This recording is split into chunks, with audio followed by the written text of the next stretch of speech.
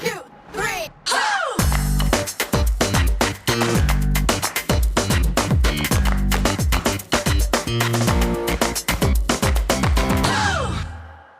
Hey everybody, happy Tuesday and welcome on in for another episode of Great Quarter Gals. I'm Kaylee Nix and this is our show where we talk to you amazing women doing amazing things in the freight and logistics space. Joining me is one of those amazing women, my co-host Grace Sharkey. Grace, it's Tuesday. We are looking at a short week next week with Memorial Day weekend. How's it going so far on this Tuesday? Oh, well, that fact has just been getting me motivated and ready to roll this week. I need some lake time. I need some sun time. I need to get in this kayak and I need to get moving ASAP. No, this is like one of my favorite times of the year. You know, it's clearly beautiful outside, but the energy in the industry is booming, positive or not. Or I guess we can get into that later, but it's it's great. I'm doing really good, and we've had a couple of weeks without hanging out with each other, so I'm even more pumped that I get to talk with you and do an episode with you today.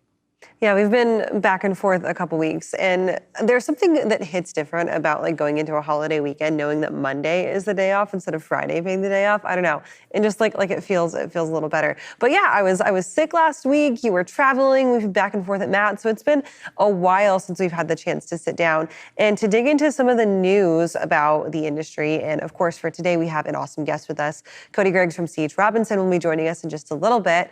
But as always, let's start off with some of that news. And all of it's very much labor focused today, which I think is really, really interesting. Starting off with some statistics about women in the workforce, coming from a Bloomberg article talking about how women ages 25 through 54, which is a really big age range, that's like 30 years, 77.5% working participation rate. This is its highest rate of women in the workforce since the early 2000s. Yeah, I hate women. We're working. You know, I'm happy to see that. Now, what's kind of unfortunate is this article does break down maybe the negative aspects of the economy and where we are as like a country right now that has them going back into work. But when we talk about like leadership, right, and kind of like equity over time, it is positive as we bring more women into the workforce, right? Then hopefully we'll see them start to mature in their careers and take on some of those bigger roles over time as well. So I'm happy about it and excited to see that. I think that hasn't been that. We haven't participated in the economy through jobs at this level since 2000, which seems like yesterday, but it really wasn't. It's just the other day. So excited to see, of course, that growth and have it be now. And we need more women in all industries. Something that I think that's really fascinating that this Bloomberg article touches on is the fact that the United States in particular has a declining birth rate. And we know that oftentimes motherhood is one of those things that keeps women out of the workforce, especially in those more traditionally career demanding kind of like your typical 9-to-5 work hours. You're away from the kids, you have to find childcare. That's really something that keeps a lot of women out of the workforce. But we're seeing this declining birth rate. We are seeing now more women choosing to focus on their careers and focus on building themselves out in the workforce before starting a family, or on the very negative flip side of that, choosing to build a career because they genuinely cannot afford to start thinking about starting a family if they don't have that career already lined up and that money saved, right? What do you think that this kind of tells us about now the future of our workforce? Obviously, that means that we're going to be seeing a kind of older age for mothers and for motherhood, and maybe kind of this downhill effect that we're not really anticipating. Yeah, I mean, myself, I'm going to throw myself in that group because it's the last thing on my mind. I don't even want to consider the budget aspect of it, like that. We could keep that in the back, but like, it just even as a step in my life or what I'm focused on, it's not a priority right now. And I know there's a lot of women who feel that way. And it's interesting. I kind of look at like Japan, right? It's kind of having the same problem. And they got to a point where they've started subsidizing women and couples getting married and having kids. And I'm wondering if we will get to that point. I mean, we talked, what was it? It was F3, right? A big topic in F3. Now we're going to go kind of in a different labor hole, was that our workforce, right, is not where it should be for the economy that we've built.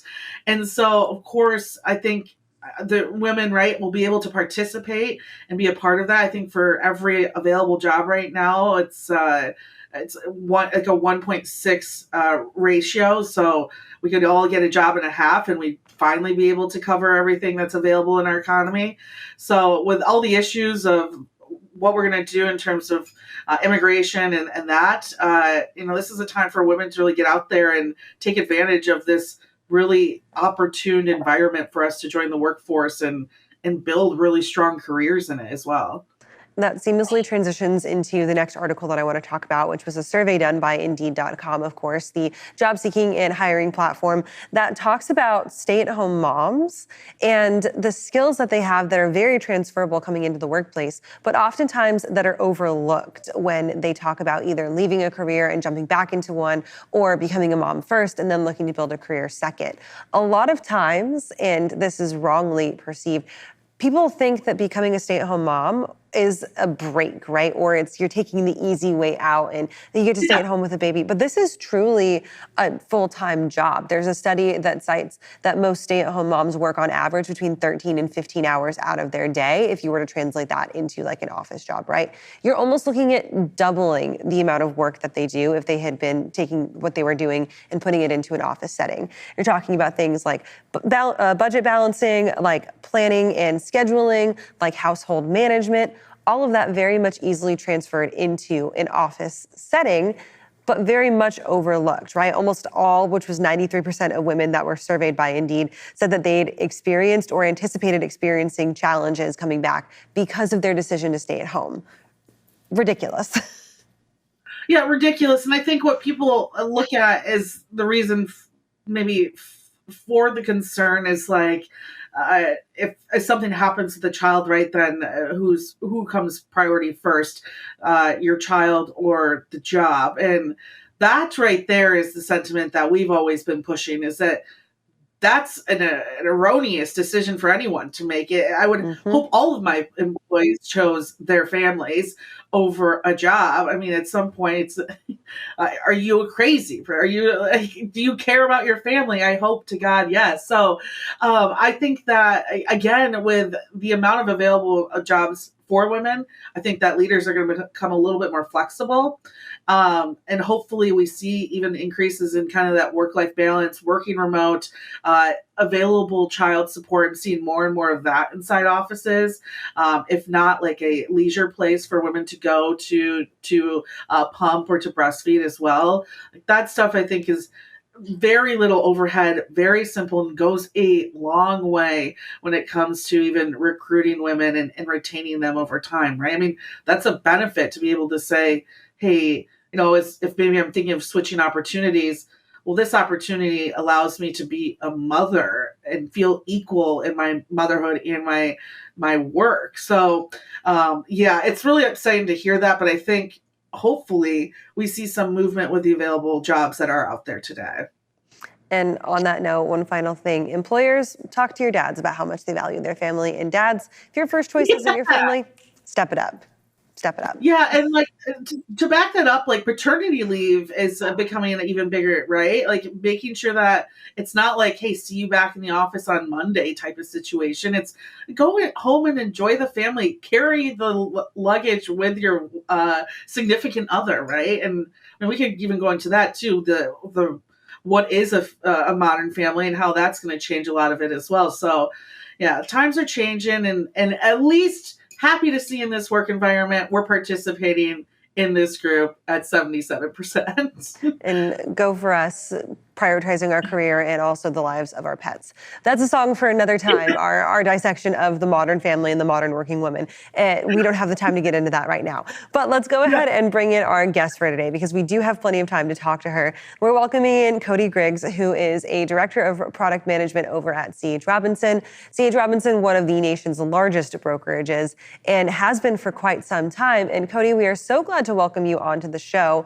because I love having female representation at a brokerage, right? And especially in a high-level director role, it's awesome. So welcome to the show. Tell us a little bit about your role at C.H. Robinson and where you fit in the company.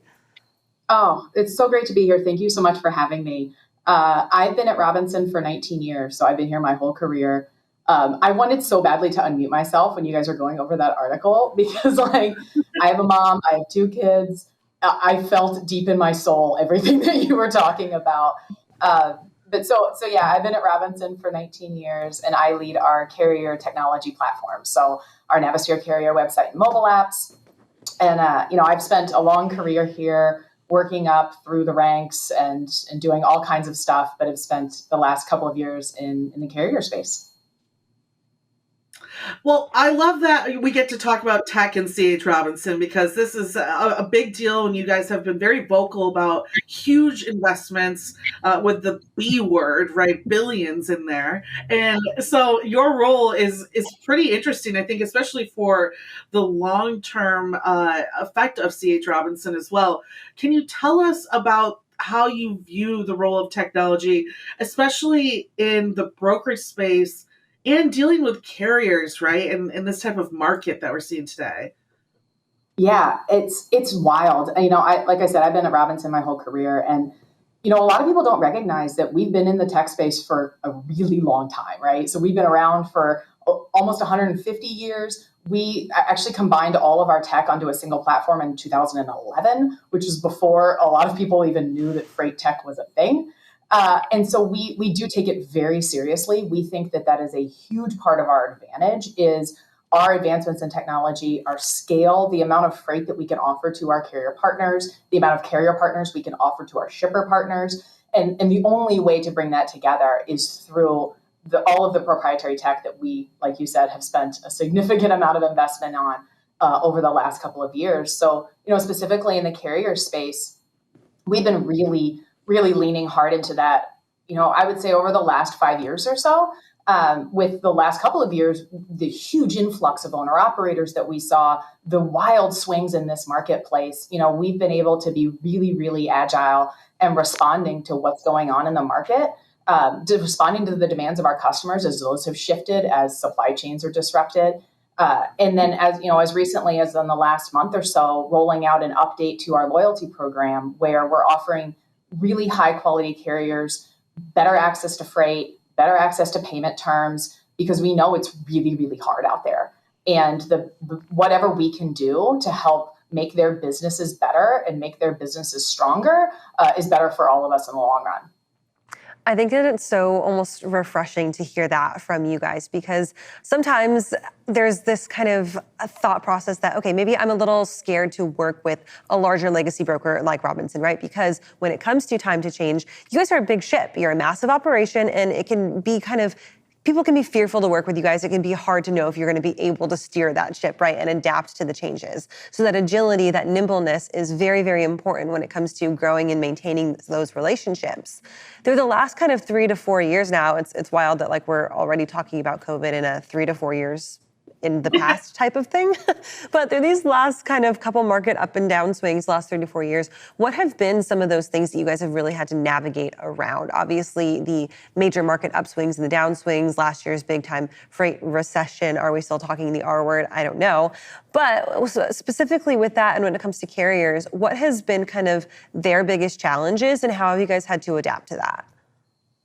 Yeah, it's a really great question and observation, really. The last 12 to 18 months have been some of the most challenging for small carriers to find freight. And I think not just like the availability of loads, which is a critical problem, but also the pricing of those loads, and then how many brokers they're having to shop to just find something that works for them. And so that's something that we've really tried to be really easy for a carrier to engage with and find freight from. So we're publishing more loads on our proprietary website and mobile app. We're pricing more freight. We're adding features that carriers are asking for. So, about a year ago, we added in digital negotiation, which is something that we never did before. We would have kind of a static price, but as so many carriers were saying, like, I really want this load, but I want to negotiate with you. And I love working with your people, but your people aren't online at 3 a.m. when I need them to be. So can you build us some tech that helps us with this? So we spend a lot of time talking to carriers, understanding what they need, understanding what's going to make their lives easier, and then building it to make sure that we are the broker of choice for owner operators and large carriers alike. And to Kaylee's point too, right? We're going through this like digital transformation as a full community. And what's really great is I think, C.H. Robinson, you've been here forever. You've laid the groundwork for a lot of that work, and you've been in the tech space for so long. But we are starting to see different types of tech start to come out. And I'm wondering, from your point of view, how do you think about some of the more recent technological advancements when it comes to even like mitigating risk, fraud in the industry, and how do you see CH working that into the tech that it has today? Yeah, with all of the investments that we've made, we've really shifted ourselves into being a tech-first, product-led organization. So, product was not something that existed at Robinson 3 years ago. It's a relatively new thing that we've started to practice. And I think it has changed everything about how we prioritize the work that we're doing, how quickly we can deliver on features. You mentioned fraud. As an industry, we saw a massive spike in that. Back half of last year, seems like it was around October-ish, things started getting really crazy. And because of the way that we've structured ourselves now, we were able to pivot resources onto that super quick, start to lock things down, start to get more disciplined about who's coming into our network, who's buying from us, how we're helping to control our customers' risk exposure. And really, it has a lot to do with the way that we've been evolving and changing over the last couple of years, just internally at Robinson, and how we allocate all of these technical resources that we have towards the right stuff that really matters for our customers and our carriers. I love that point. It's about being selective with who you choose to let into your network, right? And when you get to a point where you are a legacy broker like Robinson, you have that ability to very much be choosy and curate your network into something that is supportive not only for your business, but also for the people who you are serving, for your carriers and for your shippers, frankly, as well. What are some of those big time challenges when it comes to adding in, maybe even sometimes having to subtract from your network? Not everybody's a good fit once they make it in, right? How do you guys go about navigating that? And is that also a part of technology where you're talking about using tech now to do some of this risk assessment and to get kind of a better grasp on who's trying to get into the C.H. Robinson Cool Club, right? Oh, I love that it's the Cool Club. I've never been a part of the Cool Club. So, with the CAP program that I mentioned earlier, our updates to our Carrier Advantage program, that was a component of it. Was we looked at the way that we make those decisions is, what do our customers need? What are our customers asking for? What do they want? And so, one of the main things is shipment visibility. They want to know where their load is all the time, whenever they want to know it, which feels very reasonable. And so we made some changes to our network to say, unless you're providing a certain level of visibility, we're gonna put the brakes on our relationship for 30 days. And we would love for you to come back and try again. These are the expectations that our customers have of us. So this is the expectation that we have of our carriers. We don't think it's asking too much. We feel like it's an industry standard at this point. And so, yeah, we had a few carriers that we've exited, and then they have an opportunity to come back if they're able to meet the standard that we've set forth. So, so much of it is really based on we sit in the middle of this relationship, and we are representing what the customers are asking us to do to our capacity base and holding them to the same standard that we're being held to. And so a lot of that is just a lot of ongoing conversations with our carrier partners about what our customers want and how we keep meeting that. And technology is a huge part of that. It's a huge part of our ability to understand what's possible. From a visibility standpoint, we are open and connecting and offering visibility solutions with so many ELD and GPS providers and aggregators, and just to make sure that our customers' needs are being met. But then on the flip side of that, it's making sure that our security protocols are in place so that people who are trying to get in for not so positive reasons, for reasons to not provide a positive service to our customers, that they aren't able to get access to that freight. You really do have, I know around National Truck Driver Appreciation Week, you guys do a lot of really great work. And so you're taking care of drivers, which is amazing. I also want to talk about inside your four walls, right? And for you yourself, being a woman in this industry, working in legacy tech, right? Like that's absolutely incredible. And I think that nods towards the culture that's being driven, right? Can you tell us about what it is like being a woman at C.H. Robinson, and maybe how the company has set up ways to help women like yourself build such an incredible career in a space that, I mean, you had trucking and tech together. It's a heavily male dominated for sure. Quick. So I would say, I'm really honored to be a member of our Women's Leadership Networking Circle. So we have a program here at Robinson that invites about 40-ish women every year to participate in a year-long leadership program. And it's super selective. It is high performing. And I was able to participate in 2015. And then I went on to be a coach in that program for 3 years. And it's such an amazing program and opportunity to see women early on in their career. You were talking earlier about 77% of the workforce, being made up, like 70% of women who were able to work were working. I think that was the stat. Mm-hmm. And it brought me back to like how important that leadership pipeline is. Like, it's really important to have representation at the top. That is absolutely critical. Nobody's going to look up at an all-male board or executive suite and be like, yeah, that's possible for me. They need to see women in places of power, in places where decisions are being made. But at the same time, they have to be able to look around at their peer level and also see women and see women succeeding. And, it's so important for me to be able to pass that message on to the women in Robinson to say, like, this is possible. I think one thing that my small group got really tired of hearing me say, that I say a lot, is like, there is no shortcut for hard work. Like, you just have to do the work. That's all there is to it. You do the work, you grind it out, and you have women around you who are supporters and who are sponsoring you in rooms that you are not in. Things will happen. But without doing the work, if you just expect to be drug along, that's not how this works. That's not going to happen. So from a program standpoint, that's something that I participate in. I also I love to mentor women. To your point, we have a lot more female representation on our commercial side of our business than we do on our capacity side of the business. And so I just love working with the women who are talking to truck drivers every day, who are on the front lines of sometimes not fun conversations, and just encouraging them. Like, it gets better. This is a great place to be. Robinson is extremely supportive of women. And how can I help make that happen? So I want to bring it full circle back to what we were talking about earlier. You mentioned that you are a mom yourself, and you have spent now almost 2 decades in your career building through becoming a mom and seeing now raising your kids and into this position where you are in a director's spot now. It's a lot to deal with. And as you mentioned, it's that grind, it's that hard work. For women who are maybe in your circle, in your peer groups or in your mentor groups, what is like the one big piece of advice that you can give them if someone wants to focus not only on succeeding in their career, but succeeding in their personal life with families, friendship, whatever it might be to choose? How do they go about finding that balance? Oh, if they find it, let me know.